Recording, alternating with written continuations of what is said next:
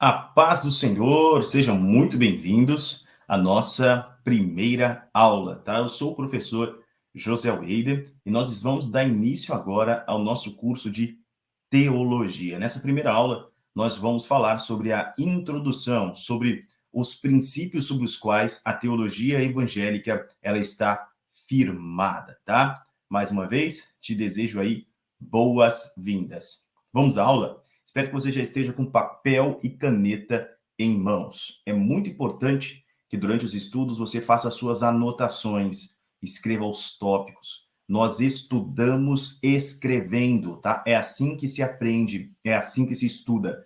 Então, no estudo, você não vai apenas vir aqui, acessar um vídeo e assistir uma aula. Você precisa interagir na aula, tá? Você precisa anotar, fazer suas perguntas, fazer os questionamentos. Depois nós teremos também aqui um espaço para perguntas, tá? Então escreva tudo, tá? Deus te abençoe, em nome de Jesus. Nosso início aqui, eu quero apresentar já para você o nosso plano de aula, tá? Então hoje nós estaremos essa introdução à teologia, né? Nossa aula inaugural, e nós vamos utilizar o material do IBADEP. O IBADEP tem mais de 40 anos, tá? Desde a sua fundação, está presente em mais de 30 países e é uma certificação reconhecida pela CGADB, a Convenção Geral dos Assembleias de Deus no Brasil, e as demais convenções a ela coligadas, tá? É uma alegria ter você aqui em nossa turma. Está dando início agora a uns estudos muito importantes, então eu peço que você estude com muita atenção e sempre com uma reverência a Deus. Nós estamos entrando em um conhecimento que ele é santo, tá? Nós estamos entrando no conhecimento da palavra de Deus. Nós vamos nos aprofundar nesse conhecimento. Sendo assim, estamos pisando em terras santas, é bom tirarmos as sandálias dos pés, ou seja, vamos com toda a humildade aprender a palavra de Deus, tá? Pode ser que durante as aulas, né, ao longo do curso, você seja confrontado com alguma verdade bíblica. Pode ser que você tenha trazido consigo mesmo, né, alguma crença, tá? Algo que você acredite ser assim, algo que você tenha até aprendido por uma tradição, mas no decorrer do curso pode ser que se choque com a verdade bíblica. E aí a escolha vai ser sua, assim como eu, estudante, também tive que tomar minha própria decisão, onde a decisão é, eu ficarei com aquilo que eu aprendi no passado, e pode estar errado, ou eu ficarei com aquilo que a palavra de Deus realmente diz, né? É uma decisão que só você pode tomar. Eu optei ficar com aquilo que a palavra de Deus realmente diz. Bom, sou administrador de empresas, tá? Uma rápida apresentação aqui. Sou graduado em administração de empresas pela Unicesumar, graduando em psicologia positiva, teólogo tanto pelo Instituto Bíblico Enon, como teologia avançada aqui pelo IBADEP. Sou analista de perfil comportamental pela Febracis, escrevi já alguns livros, todos publicados. Depois você pode pesquisar aí na Amazon, tá? Ou jogar diretamente no Google, meu nome, você vai encontrar algumas obras já publicadas. Tem um blog também, tá? Você vai ver aí o meu blog. Lá no blog eu compartilho assuntos de cunho bíblico, assuntos teológicos, tá? Tem um canal no YouTube que você pode me procurar como José Weider Oficial, tá? Você vai me encontrar lá também no YouTube. Ali eu também coloco, além das aulas da Escola Bíblica Dominical, muitos assuntos para o enriquecimento teológico. E sou empreendedor no setor educacional. Aqui tem alguns livros que eu já publiquei, como O Clamor do Espírito e Famílias Fortalecidas, tá? Além disso, sou ministrante oficial de alguns cursos, algumas formações, dentre elas, Educar, Amar e Dar Limites, os princípios para criar filhos saudáveis, filhos vitoriosos, e nós temos aqui o curso de Inteligência Emocional para Famílias. Uma visão geral do nosso conteúdo ao longo desses meses de estudo, tá? Então, a nossa primeira matéria é bibliologia, nós iniciaremos por aí. Em segundo, nós estudaremos educação cristã. Em terceiro, administração e liderança, é um módulo super importante, tá? Porque a gente percebe isso acontecendo dentro das igrejas, né? Em muitas igrejas, não todas, é claro, se escolhe alguém que parece ter um perfil para liderança, alguém que sabe conversar, sabe se portar, traz essa pessoa, lhe entrega um cargo de liderança e sem nenhum treinamento prévio, né? A pessoa acaba entrando em um departamento, se tornando líder de um departamento, líder de um pequeno grupo na igreja, mas não sabe o que é esperado dela, né? Não sabe como ela vai ser cobrada, não sabe quais são os parâmetros que ela precisa seguir e com o que ela vai se comparar para trilhar da melhor forma, né, o caminho aí em sua liderança.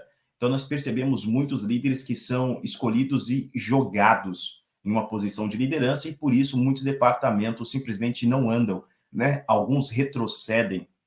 Também vemos que os líderes em muitas igrejas, não todas, mas os líderes antecessores não passam para os novos líderes as experiências, né? Não passam sobre cada liderado, o que ele já sabe do liderado, prefere que o novo líder descubra por si só numa tentativa e erro. Mas por que isso? Parece que o desejo é que o outro não vá tão bem, que a obra não avance na mão dessa outra pessoa, mais do que avançou comigo, né?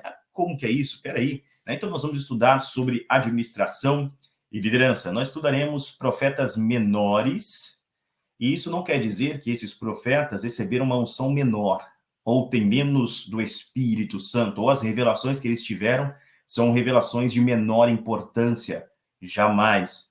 Profetas menores receberam essa denominação porque a quantidade de profecias escritas deles, o conteúdo profético escrito não é tão extenso como o caso do profeta Obadias, por exemplo, o profeta Naum, estão entre os profetas menores, tá? São livros proféticos, então, que têm um menor volume. Já no caso de Isaías, 66 capítulos, né? Jeremias, Ezequiel, são grandes livros, tem um grande volume de profecia escrita ali. Então, devido a essa quantidade de profecia escrita, eles são denominados profetas maiores, tá?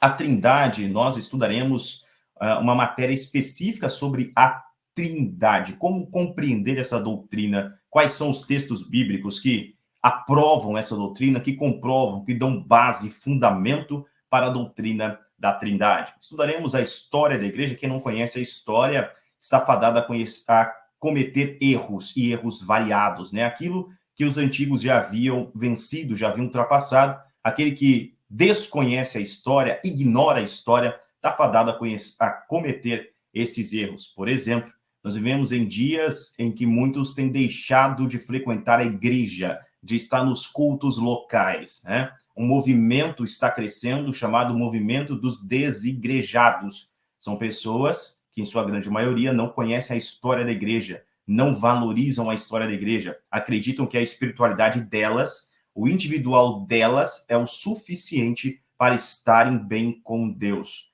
Mas na história da igreja nós vemos a perseguição, o sangue dos mártires, porque a igreja deseja estar junto, o corpo deseja estar ligado, o corpo de Cristo cultua junto a Cristo, né? Nas nações que têm um governo autoritário ali, nações fechadas ao evangelho, né? Muitos cristãos acabam se reunindo em lugares escondidos, em retiros, em florestas, em cavernas, em grutas, para juntos lerem a Bíblia e adorarem ao Senhor. Ora, se não há necessidade desse ajuntamento, porque eles são levados pelo Espírito, então, a estarem juntos, porque eles sentem essa necessidade de estarem ali em comunhão, porque Jesus repartiu a ceia entre os seus apóstolos, porque cada um no seu, dentro da sua própria casa, porque não separados, pegando seu pão, seu vinho, e ali orando a Deus e comendo sozinhos. Não. A igreja necessita estar junta, o corpo de Cristo tem que estar unido. O movimento dos desigrejados é antibíblico. Nós, porém, não somos daqueles que deixam a igreja. Nós estudaremos eclesiologia. Eclesiologia é a doutrina da igreja. Isso é eclesiologia. Quando a igreja surgiu? O que é a igreja? Quem fundou a igreja? Será que foi Pedro? Será que Pedro é o fundamento? Será? Ou será que é Jesus o fundamento da igreja? Ele fundou a igreja? Quem fundou a igreja, né? Em quem a igreja está sustentada? A igreja terá fim? depois do arrebatamento e depois do juízo final, o que acontece com a igreja? Será que ela deixa de existir? Será que a igreja está presente no Antigo Testamento ou ela surgiu no Novo Testamento? O que é a igreja? Quem é a igreja? Quem pode estar na igreja? Quem não está na igreja? Percebe? Então, todos esses questionamentos serão solucionados em uma matéria específica, eclesiologia. Logo em seguida, nós estudaremos de forma concomitante, ou seja, junto, missiologia, que é a doutrina de missões. Por que fazer missões? Será que aquele que não ouviu o evangelho, ele está livre de pecados? Porque se ele não conhece nada sobre o evangelho, ele vai ser julgado com base em quê?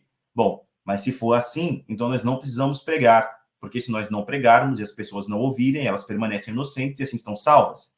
E isso está errado. A verdade é que, segundo o apóstolo Paulo, lá no livro de Romanos, no capítulo de número 1, todo ser humano é indesculpável. Todos estão culpados, todos condenados diante de Deus, porque a natureza manifesta o Criador. A natureza revela que existe um Deus, mas apenas a revelação especial de Deus, ou seja, a Bíblia Sagrada, nos mostra a salvação. Existe uma lei escrita no coração das pessoas. Ora, julga essas pessoas dizendo que estão erradas e ora as libera dizendo você fez algo muito bom, está correto. Esse julgamento interno, essa lei interna já está ali comprovando que cada um dentro de si traz também a lei escrita em seu coração. Nós precisamos pregar para que a salvação seja ofertada também a essas pessoas, tá? Nós estudaremos os livros históricos, vamos conhecer um pouco sobre a história de Israel ao longo do tempo. Nós estudaremos ética cristã, sim, nós temos uma ética neste mundo, né? Neste período em que tanto se fala de ética, se fala de moral e se fala de uma moralidade líquida. O que é uma moralidade líquida? É uma moral que não é sólida, que não tem base. É uma crença que diz que nada tem uma base tão sólida a ponto de se tornar uma moral universal, tá? Então isso é moralidade líquida. Moralidade líquida desacredita a Bíblia como sendo a palavra de Deus, desacredita o próprio Deus. Na moralidade líquida, todas as religiões estão equiparadas, todos os deuses estão equiparados. Moralidade líquida, tá? Na moralidade líquida, não existe certo ou errado. Existe aquilo que é certo para mim, neste momento, neste contexto, e aquilo que é certo para o outro, no momento dele, no contexto dele. E pode ser o errado para mim. Mas, como não há verdade absoluta, todos estão certos e errados ao mesmo tempo, tá? Isso é moralidade líquida. Porém, a Bíblia é absoluta. Existe uma verdade, sobre essa verdade, todos serão julgados, todos prestarão conta diante de Deus. Existe uma moral absoluta. Por isso se luta tanto contra a Bíblia, tá? Nós estudaremos a teologia do obreiro, e aí tem um grande crescimento para todos os estudantes, tá? É realmente enriquecedor estudarmos a teologia do obreiro, em especial para os obreiros da casa de Deus e para aqueles que desejam realizar o serviço de um obreiro. Quem pode ser um obreiro, né? O que é um obreiro? Quem é o obreiro? Quais são os atributos, os deveres que um obreiro tem? Quais são as recompensas que um obreiro também usufrui? Nós vamos compreender isso nessa matéria, a teologia do obreiro. Nós estudaremos sobre o Pentateuco. O que é o Pentateuco? São os 5 primeiros livros da Bíblia Sagrada, também conhecido como a Lei de Moisés, né? O Pentateuco vem em Gênesis, Êxodo, Levítico, Número e Deuteronômio, tá? Nós estudaremos especificamente esses livros, e aí tem muita riqueza para todos nós, muito crescimento espiritual, grandes revelações de Deus no Pentateuco. Nossa próxima matéria são os livros proféticos, os livros poéticos, perdão, né? Em seguida, os profetas maiores. Estudaremos também Apocalipse especificamente e escatologia. Então perceba que nós estudaremos o livro específico de Apocalipse e a escatologia, que é a doutrina das últimas coisas. A escatologia, a doutrina das últimas coisas, as profecias sobre o final dos tempos, está em toda a Bíblia Sagrada. Desde o Gênesis, nós encontramos profecias sobre o fim, sobre os últimos momentos, tá? Então, nós estudaremos escatologia. Nós também estudaremos as epístolas paulinas. Epístola significa carta. Então, nós estudaremos as cartas de Paulo, os escritos de Paulo e as cartas gerais. Estudaremos o Evangelho. Não existem mais evangelhos, tá? Não existem 4 evangelhos. Existe um Evangelho do Senhor Jesus Cristo, e ele foi escrito por 4 evangelistas. Então, existem 4 pessoas que estão passando a sua visão sobre o Evangelho, a sua perspectiva do Evangelho, inspirados por Deus. Eles manifestam 4 aspectos da manifestação de Jesus Cristo, da atuação de Jesus Cristo, 4 aspectos desse ministério salvador, 4 aspectos são apontados por esses 4 evangelistas. Nós estudaremos isso a fundo, e isso está ligado desde a Arca da Aliança já, tem a manifestação desses 4 aspectos do Evangelho, tem sua simbologia na Arca da Aliança, nós veremos quando estivermos estudando os Evangelhos. São os livros, né, que os evangelistas escreveram, o Evangelho do nosso Senhor e Salvador Jesus Cristo. Então, é comum nós ouvirmos a expressão os Evangelhos. Lembre-se, só há um Evangelho, mas essa expressão está se referindo à visão de Mateus, Marcos, Lucas e João, separadamente. Estudaremos Atos dos Apóstolos, que é um livro poderoso para a igreja estudar, é um livro que mostra, né, o poder do Espírito Santo de Deus atuando na vida da igreja. Nós vemos uma igreja dinâmica em Atos dos Apóstolos, e o livro de Atos dos Apóstolos ele não tem um fim. Ele continua, a atuação do Espírito não cessou com a morte dos apóstolos, com a morte do apóstolo João. Não. A atuação do Espírito Santo permanece, ele independe do ser humano. Ele é todo poderoso e ainda hoje ele escolhe pessoas, as capacita e as utiliza de forma extraordinária em sua obra. Milagres continuam acontecendo. Os dons do Espírito estão disponíveis para você ainda hoje, ainda agora. Aleluia, basta fé, acreditar de fato em Deus, depositar sua fé, toda a sua confiança em Deus e solicitar a Ele os dons. Se você já é batizado com o Espírito Santo de Deus, você tem aberto diante de você a porta para os dons espirituais. Se você ainda não recebeu o batismo com o Espírito Santo, acredite, é uma promessa de Deus. E essa promessa diz respeito a você, diz respeito aos que estão perto e aos que estão longe, diz respeito a todos quantos o Senhor, nosso Deus, chamar. Estudaremos a homilética, que é essa arte da pregação, a exposição da palavra de Deus, tá? Oratória, homilética. E estudaremos a hermenêutica, que é a interpretação bíblica, é passar essa interpretação bíblica, é a forma correta de se interpretar a Bíblia. A Bíblia tem formas de interpretação que são adequadas a ela. Existe uma metodologia para se interpretar a Bíblia, assim como existe uma metodologia para se interpretar qualquer livro, tá? Se nós fugirmos da metodologia correta de interpretação da Bíblia, haverá erros interpretativos, e nós podemos evitar tais erros utilizando uma metodologia de interpretação, que é uma metodologia milenar, tá? Se utiliza essa metodologia de interpretação. Moisés interpretava a Bíblia, Jesus interpretava a Bíblia. Nós utilizaremos a mesma forma de interpretação. Estudaremos a doutrina dos anjos, angelologia. Estudaremos a doutrina do homem, antropologia. Estudaremos a doutrina do pecado, a martiologia. O que é o pecado, como surgiu, as consequências, qual é a extensão do pecado, haverá um dia que o pecado será vencido, a vitória sobre o pecado, a destruição do pecado. Nós estudaremos sobre isso, estudaremos sobre a salvação, quem aplica a salvação, quem pode ser salvo, será que uma vez salvo está salvo para sempre? Pessoas já nascem destinadas à salvação, antes mesmo de terem feito qualquer coisa na terra? Será que existem aqueles que nascem destinados ao inferno antes mesmo de terem feito qualquer coisa sobre a terra? Será que o teu futuro ele já está decidido de antemão e não há o que você possa fazer? E se é assim, onde está o livre-arbítrio? Então, nós estudaremos essas questões polêmicas, questões interessantes. Nós vamos estudar várias visões a respeito da salvação. Estudaremos também a geografia bíblica. É importante conhecer geografia bíblica, porque senão você já pode ter ouvido, inclusive, alguém pregar ou ensinar que quando Jonas foi engolido pelo grande peixe, o peixe soltou Jonas, cuspiu Jonas na praia de Nínive. Só que Nínive não tem praia, Nínive está no interior, está muito distante da praia, tá? Então, não tem como o peixe ter cuspido Jonas na praia de Nínive. Nínive está no interior, está distante do litoral. Tá? Então, Jonas ele precisa caminhar até chegar a Nínive. Ele tem uma longa distância a percorrer até chegar a Nínive, desde o litoral, onde ele foi deixado por um grande peixe. Nós estudaremos heresiologia, que é a doutrina, né, sobre as heresias, como uma heresia surge, como ela se forma, né? Como identificar uma heresia, como nós podemos refutar uma heresia, né?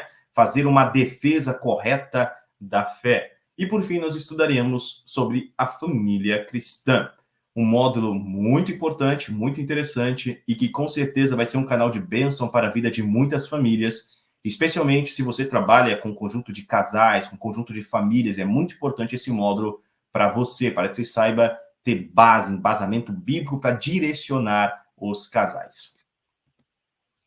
Nossa introdução aqui, nessa introdução nós vamos falar sobre prolegômenos. O que são prolegômenos, né? Prolegômenos é uma palavra grega, tá bom? Então, pró significa antes e legômenos, falar, né? Então, antes de falar, nós vamos à introdução. Antes de entrar de fato no conteúdo, nós vamos fazer um pequeno resumo do conteúdo, tá? Nós vamos deixar claro o que é que nós vamos estudar, isso é prolegômenos. E depois nós entraremos em algumas definições de teologia.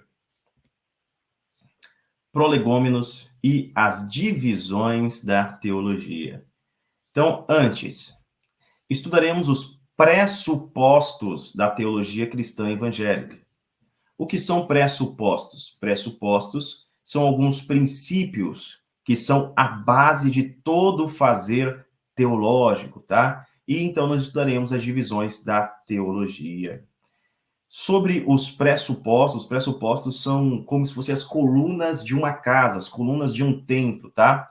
As colunas vão sustentar todo o edifício, vão sustentar o teto dessa casa, vão sustentar tudo. Se tiver um prédio grande, bem elevado, de uns 30 andares, imagina um prédio de 30 andares, um prédio de 40 andares, é necessário colunas fortes. Essas colunas são os pressupostos, são os princípios. Se um princípio, um pressuposto, ele é falho, ele é fraco, todo o edifício vai estar comprometido, tá? Então, por isso é importante conhecermos os pressupostos da teologia cristã evangélica. Sobre esses pressupostos está todo o nosso conhecimento teológico sustentado. Teologia é dividida em várias categorias.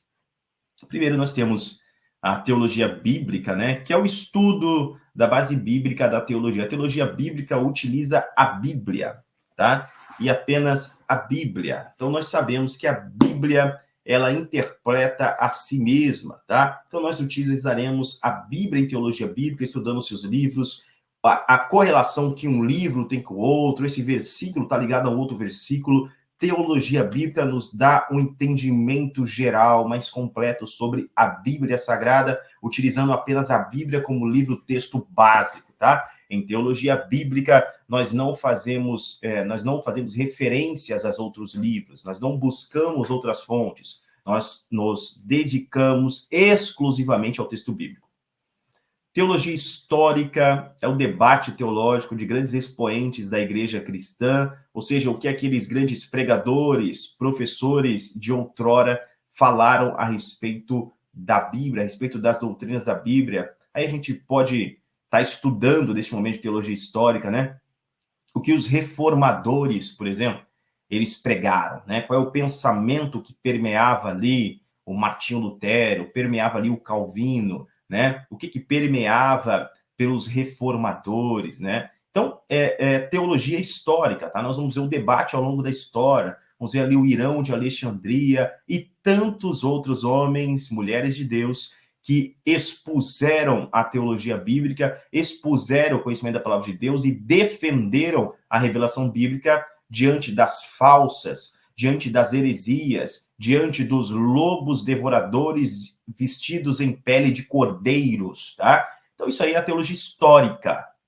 Teologia sistemática também é conhecido como a rainha da teologia, porque na teologia sistemática nós buscamos sistematizar realmente o conhecimento teológico, ou seja, nós agrupamos o conhecimento teológico em temas. Então, é na teologia sistemática que nós estudamos antropologia, especificamente tudo aquilo que a Bíblia fala sobre o homem, sobre o ser humano. É em teologia sistemática que nós estudamos angelologia, tudo que a Bíblia fala a respeito dos anjos,